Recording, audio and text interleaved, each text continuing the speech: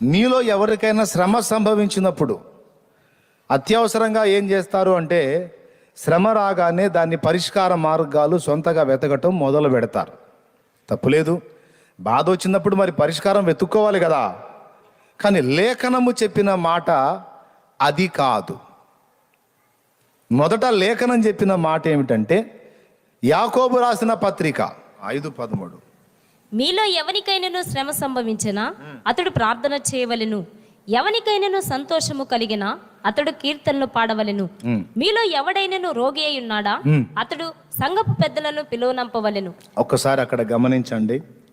యాకోబు రాసిన పత్రిక 5వ అధ్యాయము 13వ వచనం నుంచి చెల్లి చదివింది. మీలో ఎవనికైనాను శ్రమ సంభవించనా అతడు ప్రార్థన అది ఏ విధమైనదైనా, వ్యాధి కావచ్చు, ఇంకొకటి కావచ్చు, ఎవరెవరికి ఎన్ని రకాల శ్రమలు వచ్చినాయో నాకు తెలియదు. కానీ ఎవరికి తగ్గ శ్రమలు వాళ్ళకి ఉన్నాయి.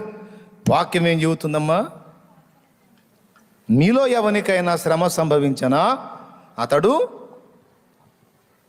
అందరికీ చెప్పవలెను, ఇళ్ళమిడి తిరగవలెను, జనాల మైండ్లు తినవలెను, ఇతరుల బుర్ర పాడు చేయవలెను, ఇతరులను కూడా ఏడిపించవలెను అని చెప్పి ఏమో చెప్పాడా? ఫస్ట్ శ్రమ వచ్చింది, అయితే మొదట ఏం చేయాలో చెప్తున్నాడు. మీలో ఎవరికైనాను శ్రమ సంభవించినా వెంటనే వెళ్ళి ముందు మోకాళ్ళు వేయమన్నాడు. దాని ప్రత్యామ్నాయం కూడా నువ్వు ఆలోచించొద్దు. నువ్వు ఆలోచిస్తే నీకు తేడా పడుద్ది.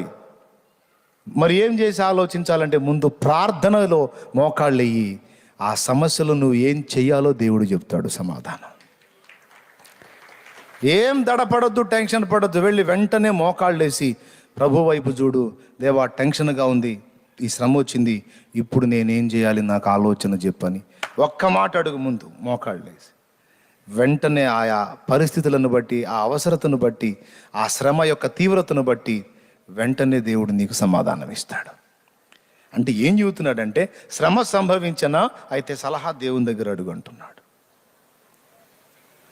వెంటనే వెళ్ళిపో. 4 రోజులు ఆగి 5వ రోజు పొమ్మని చెప్పాలా?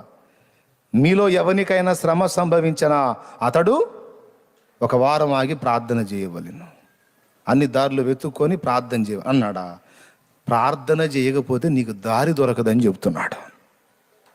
ప్రార్థన చేసావనుకో, ఏ దారిలో వెళ్తే ఆ శ్రమ నుంచి బయటపడతావో ఆయన చెబుతాడు. కాబట్టి అన్ని శ్రమలకు పరిష్కారం ఆయన చేతుల్లో ఉంది కనుక వెళ్ళి మోకాళ్ళేసి ఆ పరిష్కారం తీసుకొని వెళ్ళమంటున్నాడు. ఎంతమంది దీన్ని పాటిస్తారు?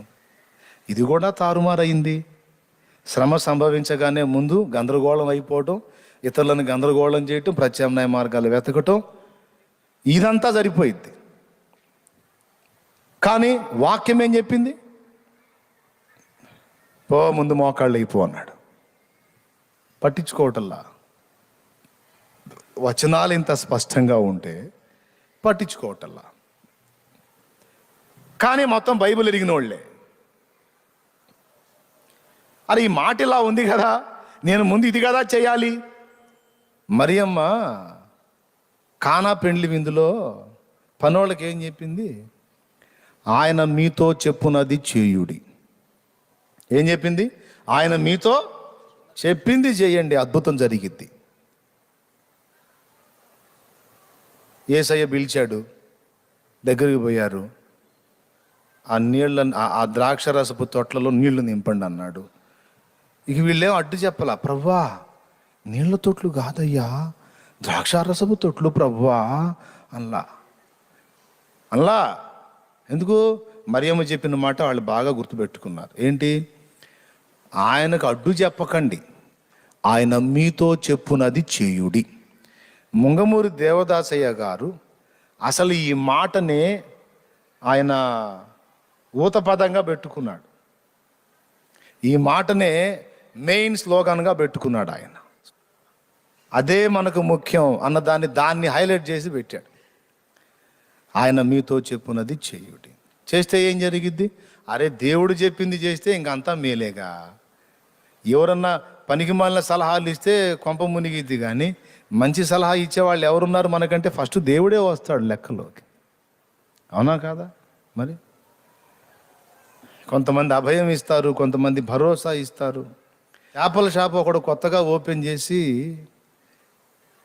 చక్కగా చేపల మార్కెట్లో చేపల షాప్ పెట్టి చక్కగా బోర్డు పెట్టుకొని వ్యాపారం మొదలు పెట్టాడంట. ఫ్రెండ్స్ వచ్చారు, ఎలా ఉంది షాపు, అంతా బాగుందా, ఏంది సంగతి అంటే ఒకడు అన్నాడంట, అంతా బాగానే ఉంది కానిరా, ఇక్కడ తాజా చేపలు అమ్మబడును అని బోర్డు పెట్టావు. ఇక్కడ అంటే ఇది చేపల షాప్ అని అర్థం కావట్లేదా? ఇది చేపల మార్కెట్ కాదా? కాబట్టి ఇక్కడ అంటే ఎక్కడ అమ్మట్లేదనే, అది కరెక్ట్ కాదు కదా. ఇక్కడ అనే పదానికి అర్థం లేదే, ఇది ఆల్రెడీ చేపల మార్కెటే, ఇక స్పెషల్గా ఇక్కడ అని నొక్కి ఒక్కడించాల్సిన అవసరం లేదే అన్నాడట. వాడు ఇక్కడ తీసేపిచ్చాడు, పెయింటర్ని పిలిచి తాజా చేపలు అమ్మబడుందని పెట్టాడు. మరుసటి రోజు ఇంకొకటి వచ్చి ఎలా ఉందిరా ఇదంతా అంటే చూశాడు. వాడో సలహా చెప్పాడు, తాజా చేపలు అమ్మబడును అంటే సద్ది చేపలు కూడా అమ్ముతారని అవతలోటికి డౌట్ లేని నువ్వే డౌట్ తెస్తున్నావు కదరా అన్నాడట. మరి ఇది కరెక్టేరా అని తాజా చేపలు తీసేశాడు. ఇక చేపలు అమ్మబడును అంటే మూడో రోజు ఇంకొకటి వచ్చి చెప్పాడంట, చేపలు అమ్మబడు, చేపల మార్కెట్లో చేపలు కాక చెప్పులు అమ్ముతారా, చేపలు అమ్మబడుంది ఎందుకురా బోర్డు అన్నాడట. ఇక మొత్తం తీసి కూర్చున్నాడు వాడు. అట్లుంటుంది మనుషుల సలహాలు. అర్థమైందా? ఏదో వాడు పెట్టుకున్నాడు, వాడి సోప వాడు పెట్టుకున్నాడు, వీడి సలహా చూడు ఎంత బాగా ఏడిసిందో. ఇట్లాగా మనుషులు ఇచ్చే సలహాలు అలా ఉంటాయి. సింపుల్గా అర్థం కావడానికి చెప్తున్నాను నేను. కొంతమంది గోడ మీద పిల్లి వాటంగా సలహాలు ఇస్తుంటారు. అయితే అటు కావచ్చు, లేకపోతే ఇటు కావచ్చు, ఏదైనా చేయొచ్చు, ఏమైనా కావచ్చు. అటు అయింది అనుకో, ఏంది నువ్వు అట్లా చెప్పావు కంటే ఇటు కూడా చెప్పాగా అంటాడు. ఇటు అయింది అనుకో, నీ ముందే చెప్పాగా అటు అయిద్దని, అదొక టైపు. ఇవన్నీ మనుషులు ఇచ్చే సలహాలు, తీసి అవతల పడే మనుష్య సలహాలు. Second half. ఫస్ట్ సలహా కొరకు దీనిని గూర్చి నేనేమి చేయుదునని దావీదు యెహోవా యొద్ద విచారణ చేయగా, మోషే దేవునితో మాట్లాడుటకు విచారించుటకు వెళ్ళను. ఇందును గూర్చి నేనేమి చేయుదునో, దేవా నాకు ఆలోచన చెప్పుమని మోకాళ్ళు వేయవయ్యా అని వాక్యం చెబుతుంటే అదొక్కటి పక్కన పెట్టి అన్ని పరిగెత్తుతూ ఉంటారు. ఎంతమంది ఒప్పుకుంటారు కరెక్టే నన్ను అన్నాళ్ళు? చేతులు ఎత్తండి తొందరగా. అది కాబట్టి ఇప్పుడు ఏమి చేయవలెను? మీలో ఎవరికైనా శ్రమ సంభవించనా అతడేమి చేయవలెను? ప్రార్థన చేయవలెను. అప్పుడు నీకు ఆలోచన దొరుకుతుంది, అద్భుతం జరుగుతుంది. ప్రభువా ఇవి ద్రాక్ష తొట్లయ్యా, నీళ్ల తొట్లు కాదు అనలా. నీళ్లు తెచ్చి పొయ్యండర్రా అన్నాడు, పోసేశారు. అంచుల మట్టుకు నింపిరి, డౌట్ లేకుండా నింపి పడేశారు. ఇప్పుడు తీసుకెళ్ళి విందు ప్రధానికి ఇవ్వమన్నాడు. పాత్రతో ఆ నీళ్లు ముంచుకెళ్ళి విందు ప్రధానికి ఇవ్వమన్నాడు. ప్రభువా విందు ప్రధాని, మర్యాదస్తుడు, గొప్పవాడు, ముఖ్య అతిథి అయిన వానికి వట్టి నీళ్ళు ఇస్తే గొప్ప అవమానం, దానికి నాకు పనిష్మెంట్ కూడా ఉంటుంది, నేను చెయ్య నా పని అనరా వాళ్ళు. వెళ్ళి యేసు వారితో చెప్పినట్టు చేయమని మరియమ్మ చెప్పిన మాట మనస్కరించి ఆ పాత్ర, నీళ్లతో నిండిన పాత్రను తీసుకెళ్లి విందు ప్రధాని చేతికి అందిస్తే వీరి చేతిలో నుంచి ఆ పాత్ర అతని చేతిలోకి వెళ్ళేసరికి అద్భుతమైన ద్రాక్షరసంగా మారిపోయింది.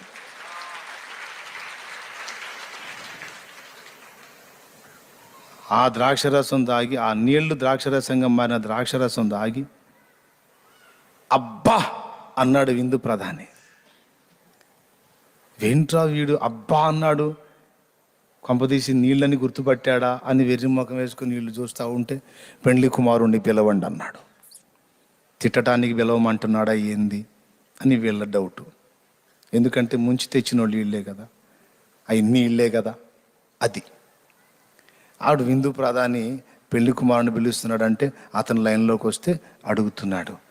జనులు వచ్చినప్పుడు మొదట మంచి రసము పోసి జనులు మత్తుగా ఉన్నప్పుడు జబ్బు రసము పోయుదురు. నీవైతే ఇది వరకు అంటే ఇప్పటిదాకా కూడా నా కోసం ఏమయ్యా నన్ను ఇంత గౌరవిస్తున్నావు నువ్వు అనుకోలేదా, నేను నాకు ఇంత రెస్పెక్ట్ ఇచ్చావు, నువ్వు నా కోసం దాచిపెట్టినట్టున్నావు, ఇంత మంచి ద్రాక్షరసం నా కోసం దాచిపెట్టావు. అప్పుడు అవి తీసుకొచ్చి అందించిన వాళ్ళకి మొఖాలు మాడిపోయినాయి. ఎందుకు మాడిపోయినాయి అంటే అసలు ఏంది ఇది, మాడిపోవటం అంటే ఆశ్చర్యంతో వెలిగిపోయినాయి. ఎందుకు తెలుసా? నీళ్లు తోడింది వాళ్ళే, బాణల్లో నింపింది వాళ్ళే, పాత్ర ముంచింది వాళ్ళే, తీసుకెళ్ళి ఇచ్చింది వాళ్ళే, అవి మొత్తం నీళ్ళే. ఆ సంగతి ఎరిగిన వాళ్ళు వీళ్ళే. కాబట్టి వాళ్ళు తెల్లబోయి చూస్తున్నారు. అతనే అద్భుతంగా ఉంది అని మళ్ళీ తాగుతున్నాడు. ఆహా అంటున్నాడు, తాగుతున్నాడు. నిజమే, అద్భుతంగా మారిపోయింది.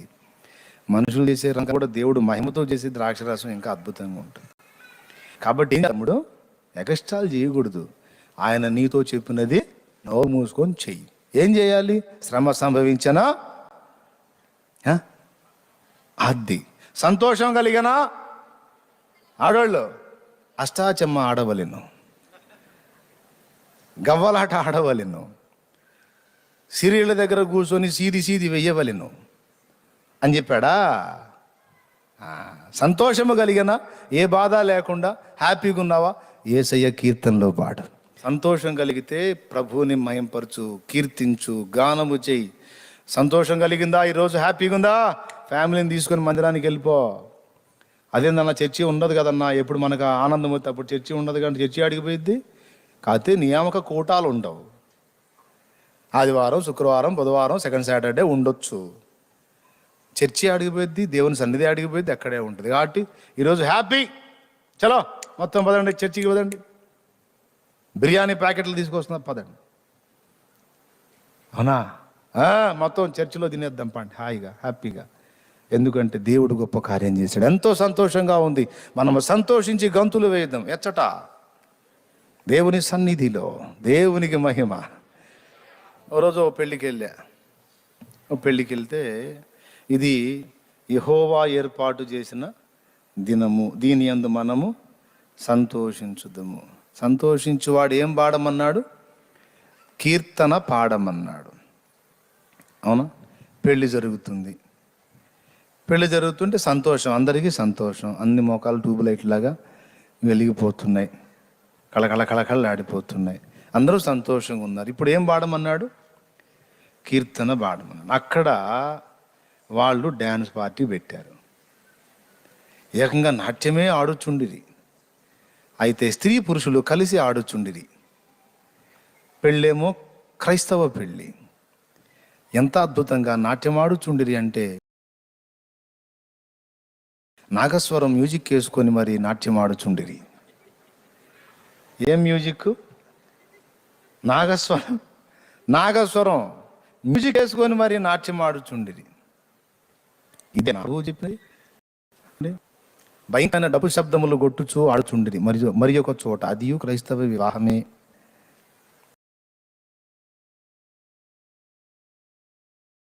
అచ్చంగా బూతు పదలన్నీ కలిపిన మాటలు అద్భుతంగా ఆలపించుచు ఎగురుచుండిరి. ఇది గడంగడు సంతసముగా నున్నది వారికి, నాకు కాదు, నాకు బహు హింసగా నున్నది. ఇది ఏమి దరిద్రము, పొరపాటును వచ్చి తినే, అర్జెంటుగా నేను ఇచ్చటి నుండి వెడలిపోవాలని అక్కడి నుండి మాయమైపోతిని. ప్రార్థన చేయటానికి అన్నేడి అంటే అడ్రస్ కూడా లేడు, అన్నలేదు దున్నలేదు. నేనెందుకు వస్తాంట పనికిమాలోడు అనుకొని పరారు. దేవునికి స్తోత్రం కలిగి హల్లెలూయా. నువ్వు కూటాని రాపోయినా పర్వాలా. అరే దేవుని కార్యం, దేవుని మాట ఏం చెప్తుంది, నువ్వేం చేస్తున్నావు అంటే, లేదో మా ఏరియాలో వాడు మామూలుగా చేయలే, అసలు వాడు ఆ పార్టీ పెడితే నేను ఈ పార్టీ పెట్టా. ఏం పార్టీ? నీ బొంద పార్టీ. అప్పుడేమో డ్యాన్స్ పార్టీ, అంతా ఇవి నాకేమో మందు పార్టీ, ఇదంతా ఒట్టి సోది పార్టీ అనిపిస్తుంది నాకు. కాబట్టి నొప్పి తగిలిద్ది ఇప్పుడు ఈ మాటలకి. తగిలితే తగలనిచ్చుడి, ఏమి పర్వాలేదు, కానీ మారు మనసు పొందుడి. సంతోషంగా ఉంటే కీర్తన పాడమన్నాడు. ఏ కీర్తన? నీ సంతోషానికి కారకుడెవడో ఆయనను మహిమపరచు కీర్తన. పరిశుద్ధాత్మను కలిగిన వారి లక్షణాలు కావవి. ఏవి? అన్యక్రమంలో విచలించి చేష్టలు చేసి మళ్ళా వాక్యం, ఇది యెహోవా ఏర్పాటు చేసిన దినం. ఏ దినం బాబు? తద్దినమా లేకపోతే పెళ్లి దినమా లేదా దినమా? ఏ దినం అది? తప్పు. వాక్యం ఏం చెబుతుంది? సంతోషంగా ఉంటే కీర్తన పడు. ఏ కీర్తన? సంతోషానికి కారకుడైన వాని మహిమపరిచే కీర్తన. దేవునికి స్తోత్రం కలుగును గాక. సంఘ సంబంధులైన వారు రోగులైతే బిడ్డలకు తెలియజేయాలి. చాలామంది ఎవరైనా రోగంతో ఉంటే తెలివి తక్కువ, ఆకలి ఎక్కువ అన్నట్టు వాక్యం ఏం చెబుతుందో చూడరు. పెద్ద అంటే ఒకడు ఉంటాడా, అనేక మంది ఉంటారా? పెద్ద అంటే ఒకడా, ఏకవచనమా బహువచనమా? సరే, పెద్దలు అంటే రైట్, బాగుంది. ఇప్పుడు కాపరి అనేవాడు సంఘానికి ఒకడు ఉంటాడా, నలుగురు ఉంటారా, అనేక మంది ఉంటారా? సంఘానికి ఒక కాపరి. ఓకే, అతడు కూడా ఒకరిలో పెద్ద కింద వస్తాడు. తరువాత ఆ కాపరి కింద ఉపకాపరులుగా లేక పై విచారణకర్తలుగా లేకపోతే సంఘ సంబంధిత వ్యవహారాలలో పాలి భాగస్తులైన వారు పెద్దల లెక్కలోకి వస్తారు. ముఖ్య బాధ్యతలు వహించేవాళ్ళు, సంఘ పరిచర్య క్రమములో ముఖ్య భూమిక పోషించేవాళ్ళు పెద్దల లిస్టులోకి వస్తారు. ఎవరిని పడితే వాళ్ళని ఆత్మీయ నాయకుడు వాడడుగా ముఖ్య కార్యాలకు.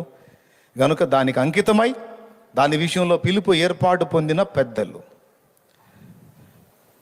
చాలామంది విశ్వాసులు నేను చెప్పాక మళ్ళీ తెలివి తక్కువ అన్నట్టు ఏదన్నా బాధ వచ్చిందనుకో,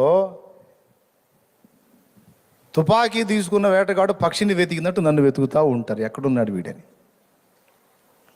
వాక్యం ఏమి చెప్పుచున్నదో చూడండి.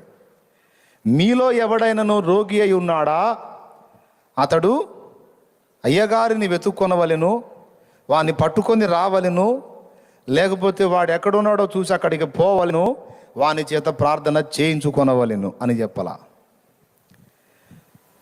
చూడండి, బాగా చూడండి, వాక్యం చూడండి, ఉందో లేదో చూడండి. ఆడ మీలో ఎవడైనా రోగి ఉన్నాడా, అతడు ఏమి చేయాలి? ఇప్పుడు మీరు తండ్రి సన్నిధి సహవాసానికి చెందిన వాళ్ళు అనుకుందాం. సహవాసానికి చెందిన వాళ్ళైతే ఏం చేయాలి? బలహీనత వచ్చింది, రోగం వచ్చింది, ఇబ్బంది కలిగింది, స్త్రీవి కావచ్చు పురుషుడు కావచ్చు. ఏం చేయాలో తెలుసా? ఆ బలహీనత కలిగిన వ్యక్తి తన వారికి చెప్పి సంఘానికి సమాచారం అందించాలి. సమాచారం అందించినప్పుడు సంఘంలో పెద్దలుగా ఉండి ముఖ్య పాత్ర పోషిస్తున్నటువంటి వ్యక్తులు ఎవరైతే ఉన్నారో, నేను దేవుని ప్రేరణతో ఏర్పరిచిన బిడ్డలు, వాళ్ళు ఆ ఇంటిని దర్శించాలి. లేదా ఆ వ్యక్తి కలిగితే వాళ్ళు ఆ వ్యక్తికి నూనె రాసి ప్రార్థన చేయాలి.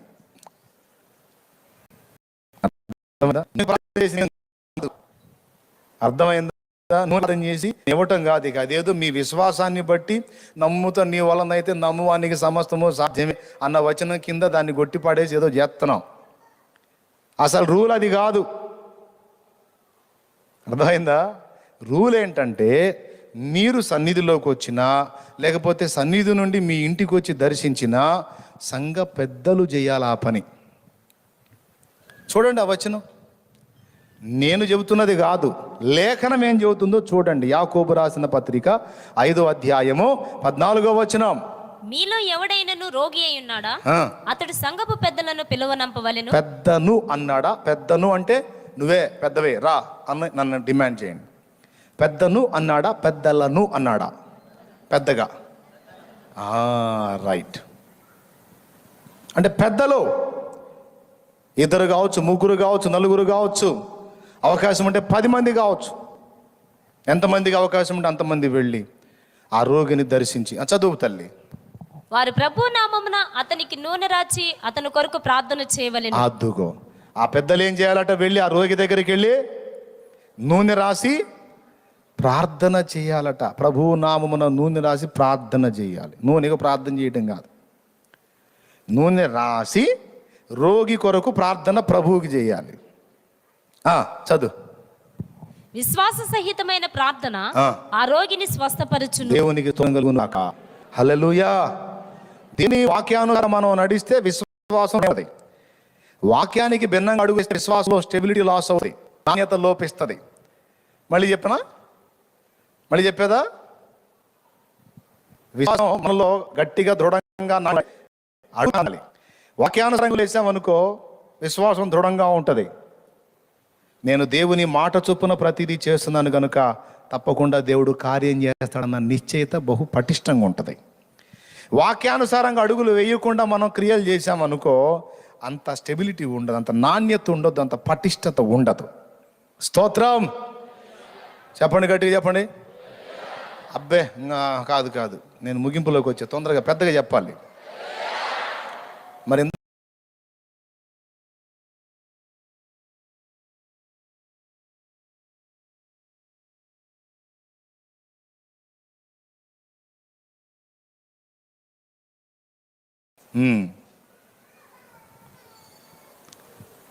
విశ్వాస సహితమైన ప్రార్థన రోగిని.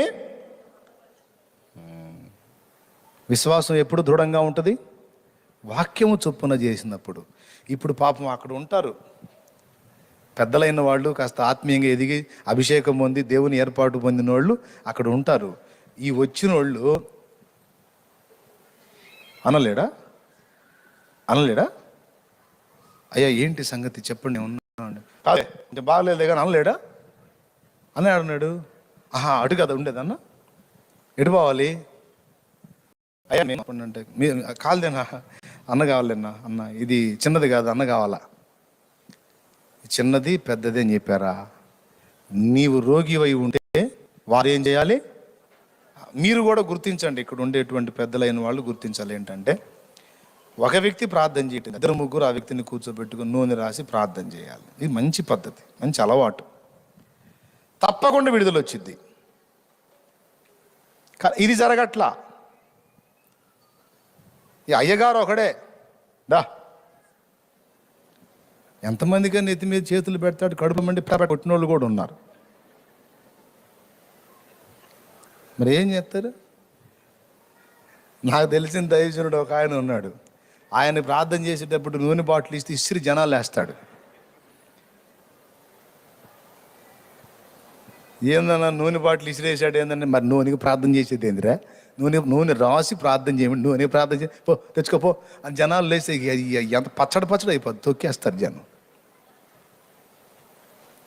కొంతమంది ప్రార్థన సగం చేయనిచ్చి మాట్లాడతారు కళ్ళు తెరిచి, సగం చేసినాక అన్నో మరే అంటారు, పెట్టామని కొట్టి కళ్ళు అంటారు.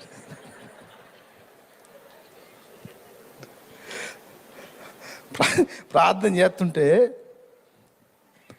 సగం పడ చేసినాక మళ్ళీ వాళ్ళకి ఏదో గుర్తొచ్చి మరే ఇదిగో అంటారు. నేను ప్రార్థన చేస్తుంటే నువ్వు అని గట్టిగా డిప్ప మీద పెట్టమని కొడితే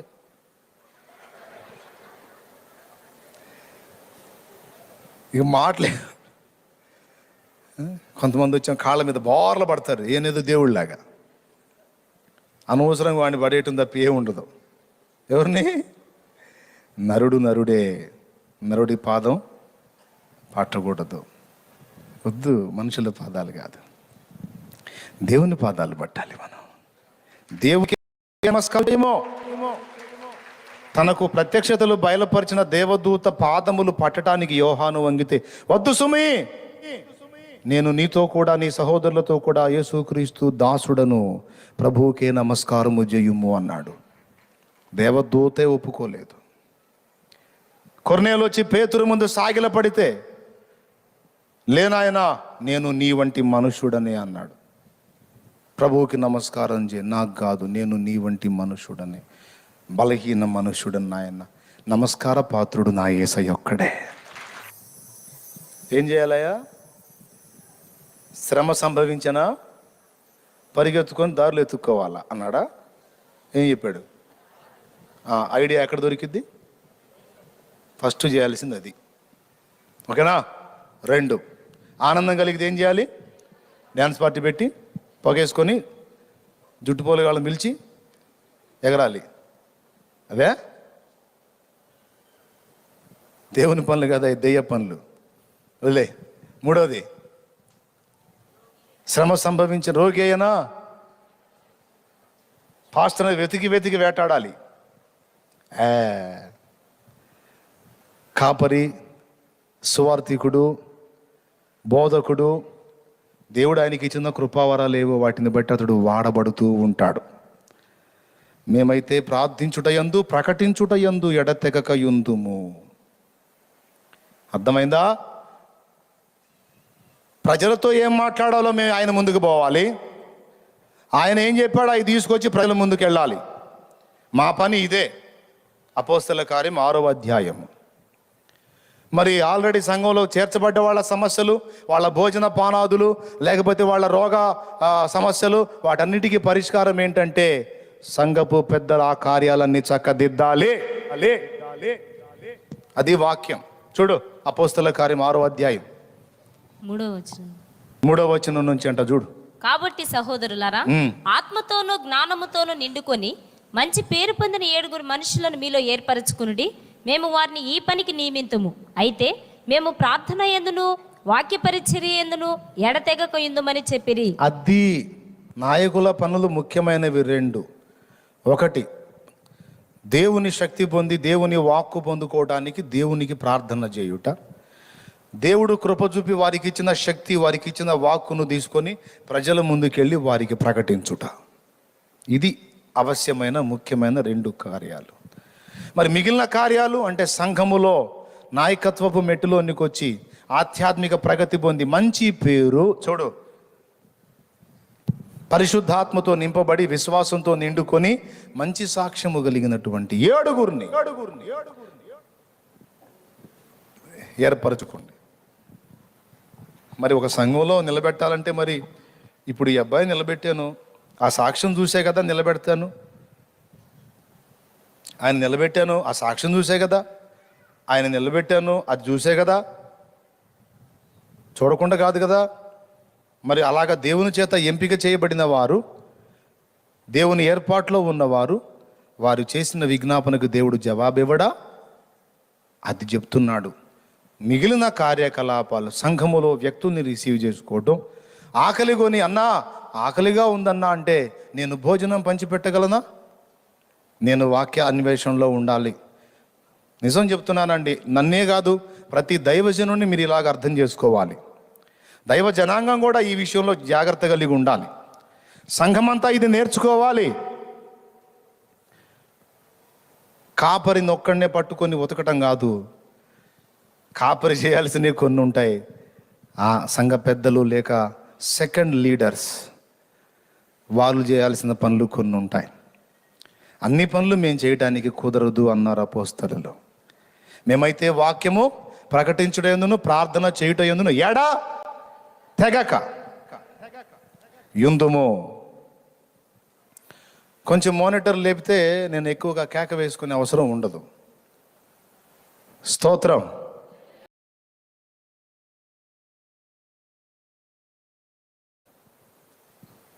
ఎడతెగక ఉండాలి. ఎందులో? ఈ 2. మరి వీళ్ళు ఏం చేయాలి? ఆకలి కొని వచ్చిన వానికి ఆకలి తీర్చేదానికి సంఘంలో ఏర్పాటు చేయాలి.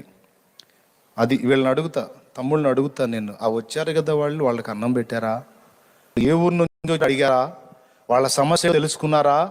అంతా ఇక్కడ ఉండేవాళ్ళు జాగ్రత్తగా చేయాల్సిన పరిచర్య, బాధ్యత. వాళ్ళని వీళ్ళు రిక్వెస్ట్ చేయటం, వాళ్ళకి సమస్యలు చెప్పటం, వాళ్ళ నలుగురు చేత ప్రార్థన చేయించుకోవటం విశ్వాసి చేయాల్సిన పని. కానీ ఏం జరుగుతుంది? తారుమారయ్యింది. ఏం మారైంది? తారుమార్ అయిపోయి నేను చేయాల్సిన పని వాళ్ళు, వాళ్ళు చేయాల్సిన పని నేను. అట్లా కరెక్ట్ కాదు. నేను మీకు విలువైన విషయాలు బోధించాలంటే దేవుని ముందు కూర్చోవాలి, అవునా? దేవుని దగ్గర పొందుకోవాలి, మీకు ఉపదేశించాలి. మీ సమస్యలకు ప్రార్థన ఎవరు చేయాలి? అందరు కలిసి ఒకసారి చెప్పండి, మీకు అందరికి వందనాలు చేసుకుంటాను ఒకసారి. ఎవరు చేయాలి మీకోసం? అతడు సంఘ పెద్దలను పిలిపింపవలెను. వారు వచ్చి నూనె రాసి ప్రార్థన, ప్రభువు నన్ను ప్రార్థన చేయాలి. విశ్వాస సహితమైన ప్రార్థన రోగినే ఖచ్చితంగా స్వస్థత వచ్చింది. ఇప్పుడు చాలా ప్రార్థనలకు నేను చేస్తే జవాబులు రాకపోవటం నేనే కాదు, చాలామంది పాస్టర్లు మొత్తుకొని ఎగిరెగిరి టచ్చో స్వచ్ఛతో ప్రభువా ముట్టో బాగు చేయో అన్నా కూడా చాలా వాటికి జవాబులు ఎందుకు రావట్లేదు తెలుసా? ఒరే నేను ఇస్తా కానీ కొద్ది వాక్యం చూడండి రా, నేను ఏం చెప్పానో చూడండి రా, మీ పని మీరు చేయండి రా, ఎవరి పని వాళ్ళు చేయండి రా, ఎవరి సంగతులు వాళ్ళు చేయండి రా, నేను కార్యం చేస్తానని దేవుడు చెబుతున్నట్టు. ఊరుకోవయ్యా, ఆ సీజన్ వేరు ఈ సీజన్ వేరు అంత మారిపోయింది ప్రభువా, నువ్వే కొంచెం మార్పు చెందాలి అంతే. మారిపోతున్న ప్రపంచాన్ని దృష్టిలో పెట్టుకొని మనం మారాలి ప్రభువా అని యేసయ్యకు రిటర్న్ క్లాసులు ఇచ్చే పరిస్థితికి వచ్చింది ఇప్పుడు. ఆయన ఏమంటాడు? మొరాయిస్తాడు, నేను మారనంటాడు. ఎట్లా ప్రభా మారకపోతే? మారాలి నాయన, నువ్వు ఎట్లా మారకపోతే ఎట్లా ప్రభా అంటే మారనందా నేను. అట్లయితే మేమే మారుతాంలే ప్రభా అనాలి. దేవునికి స్తోత్రం కలుగునుగా. హల్లెలూయా. కూటమి అయిపోయినాక నా దగ్గరికి ఎవరైనా వచ్చారంటే మర్యాదగా ఉండదు. నలుగురు నిలబెడతా, మొత్తం కలిసి మీ నెత్తిని చేతులు పెట్టి ప్రార్థన చేస్తారు. నూనె దగ్గర పెట్టుకోండి, నూనె పోయండి, ప్రార్థన చేయండి. వాళ్ళకు రోగాలు బాగుపోతే అప్పుడు అడగండి. అట్ట కాకుండా వాళ్ళని పక్కన పెట్టి వాళ్ళు కాదులే అన్నయ్య నువ్వు చేయాలి అన్నయ్య నా దగ్గరికి వచ్చారా, నేను ఎగిరి నెత్తి మీద బాది చేసినా ఇంకా రోగాలు పెరగటమే కానీ తగ్గదు. ఇది తగ్గాలా పెరగాలి, పోవాలా సమస్యలు రావాలా, ఎగ్జామ్ రాసినట్టు ఉన్నారు పాస్ అవ్వాలా అసలు ఫెయిల్ అయిపోవాలా. నాకెళ్ళి చూస్తే అంతే. ఇది జాగ్రత్త, వాక్య ప్రకారం చేయండి, మొత్తం జయం వచ్చేస్తుంది అంతే సునామంలో. హల్లెలూయా. క్రమములో నేర్చుకుందాం, క్రమములోకి వద్దాం. బుద్ధిహీనంగా పద్దాకల పిల్లకాయలాగా ప్రవర్తించొద్దు, మార్పు చెందాలి. ఎవరికి ఏ స్థానం దేవుడిచ్చాడో, ఎవరికి ఏది చేయమని చెప్పాడో అది వాళ్ళ చేత మనం చేయించినప్పుడు ఆ కార్యాన్ని చూడగలం. ఇప్పుడు యేసయ్య నన్ను నిలబెట్టాడు అనుకుందాం. శాలేమోను కాదు కానీ యేసయ్య నువ్వే వచ్చి చెప్పవా ప్రభా, నువ్వే వచ్చి చెప్పవా అంటే నేను ఒక పద్ధతి పెట్టా, ఒక క్రమం పెట్టా, అతన్ని నిలబెట్టా, అతని నుండే మీకు వాక్కు వస్తుంది, నేను అతన్ని వాడుకుంటున్నా అంతే, మీరు అక్కడే కాచుకొని కూర్చోరు. కాదు ప్రభా నువ్వే రా ప్రభా అంటే అది విడ్డూరం కదా. అట్లాగే దేవుని క్రమం, దైవజనులు పెద్దలు వాళ్ళని దేవుడు నిలబెట్టినప్పుడు కొంతమంది అయితే మరి పాపం వాళ్ళ అమాయకత్వం అండి, పాపం వీళ్ళు వచ్చి నిలబడతారు. నాకు వాక్యం తెలుసు కదా, వాళ్ళు చేస్తారు, చేయించుకోండి అమ్మా అని నేను పోతుంటే అయ్యా వీళ్ళు కాదులే కానీ నువ్వు అన్నయ్య ఊరి వీళ్ళ పిచ్చి పాడు ఏం చేయాలో వీళ్ళు అనుకుంటాను నేను. మీద వాళ్ళ మొక్కలేం పాపం ఆమ్లెట్లాగా మాడిపోతాయి. వీడేమో మమ్మల్ని చేయమంటాడు, వాళ్ళేమో మేము దగ్గరికి పోతేనేమో చిన్న మా ఊర్లో చాలా మంది పాటలు ఉన్నారు మొదలుపోడు అన్నట్టు వాళ్ళు వెళ్తా ఉంటే బాధ కదా. దేవుని చట్టాన్ని తృణీకరిస్తున్నామని తెలుసా నీకు? స్వస్థపరిచే శక్తి ఎక్కడ దేవుడు ఏర్పాటు చేశాడో అక్కడ దాటి వస్తున్నావని తెలుసా నీకు? వాక్యానుసారంగా ప్రవర్తించు, దేవుడు జవాబు ఇవ్వకపోతే